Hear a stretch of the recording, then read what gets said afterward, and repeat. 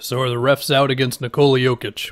He had no free throws again last night against the Clippers. In an era where superstars go to the line so often, he gets completely skipped. Playstyle not conductive to getting free throws, but at least one. Is he on the ref's bad book or something? PG literally tossing himself on top of Jokic while he finishes with one hand, no call. Let's see this. So we got Terrence Mann fronting the post on Jokic. Gordon over the top. Yeah, it's a foul. Jokic should have gotten that call. Think about how normalized it is for an offensive star to run into a defender to draw a foul like Trey, and then think about this video. Jokic literally got laughed at in a game this year by a ref. Okay. It goes beyond the Clippers game. Jokic has had 0 free throw attempts in 4 of the last 9 games.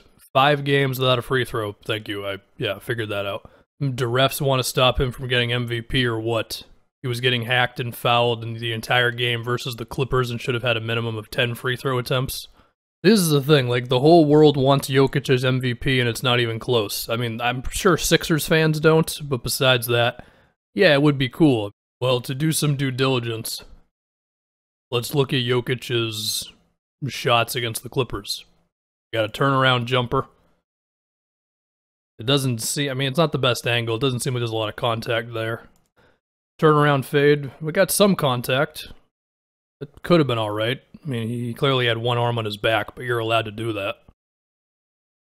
Got an offensive board. He's looking at the ref. Maybe something happened there that I didn't see. We got a turnaround. Also some contact. A little bit of a push on Zubac's part. This time he's defended by Patrick Patterson. There was a little something there. Okay, that was probably a foul. Reggie Jackson came over. Yeah, you might have a case here. Yeah, it's definitely weird, the amount of, or the lack of free throw attempts Jokic is getting. If Jokic wins the MVP, he'll be like the lowest drafted guy ever. 41st pick. Yeah, don't trade your second rounders because you might end up with Jokic. Jokic doesn't bait fouls, Embiid barely tries to score. This is such a Celtics fan post. Alright, LaMarcus punishes the Hornets for doubling him again and again. You know, I didn't watch this game because I looked at the score about second quarter or whatever. I was like, yeah, I'm good. Do we really need to double team LaMarcus Aldridge? Like, did the Hornets not see him with the Spurs? Because he wasn't that good.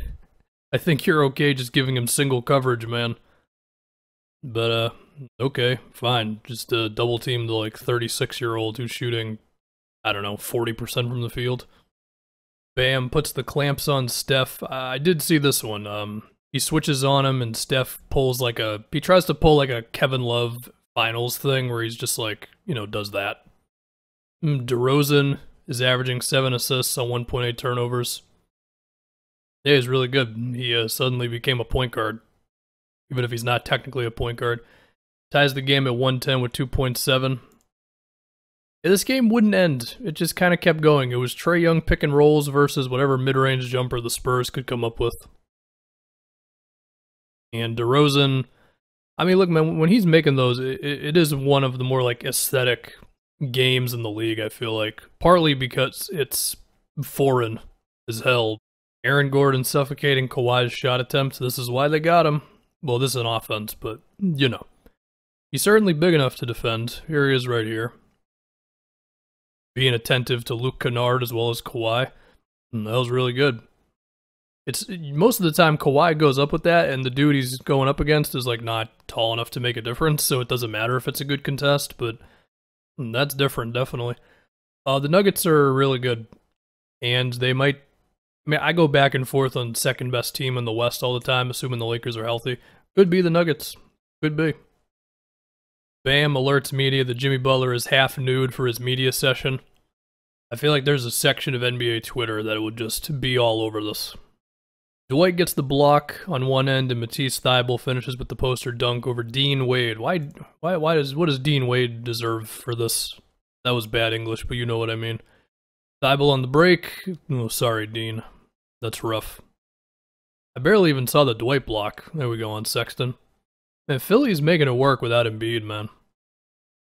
Bill Russell announces NBA comeback on Twitter. You know, I gotta say, Bill Russell, the guy looks good for his age. He's in shape, can still move. Greatest defender in NBA history. He's certainly on the list.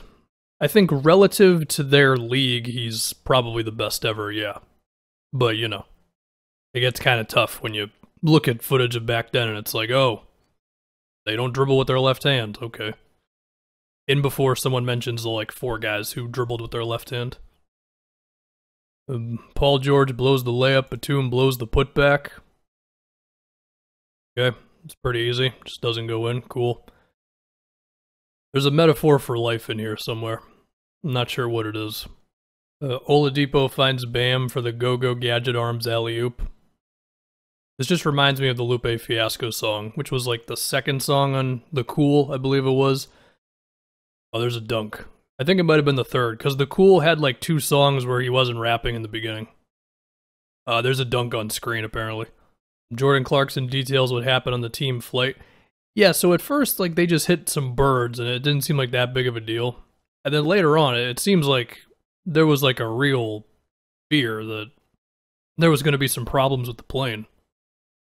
Clint Capella in double overtime, 28 points, 17 rebounds, 5 blocks.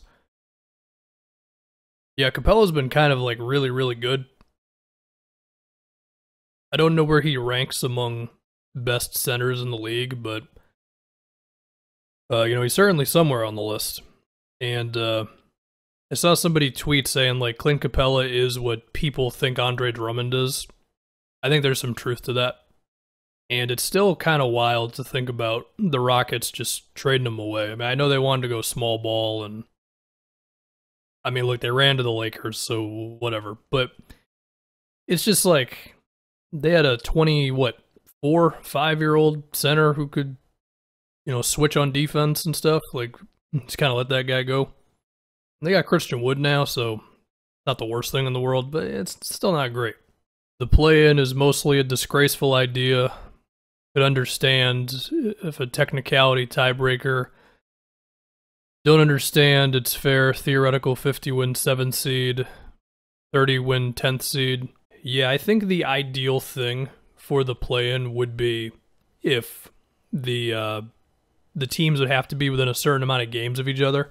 Now, there are 2 spots, so that mitigates some of the thing this guy's getting at, but I do still see what he's talking about, right? Like, if you're way better than the 10th seed, why do you have to deal with the 10th seed at all? So, there probably could be some adjusting there. I don't think it's going to happen, but I see what he's getting at. And Trey finds Gallo for the clutch 3, put the Hawks up. The Hawks Cup 4. All right, cool. There was a million Trae Young pick and rolls last night, and it was working, so, you know, why not just keep doing it?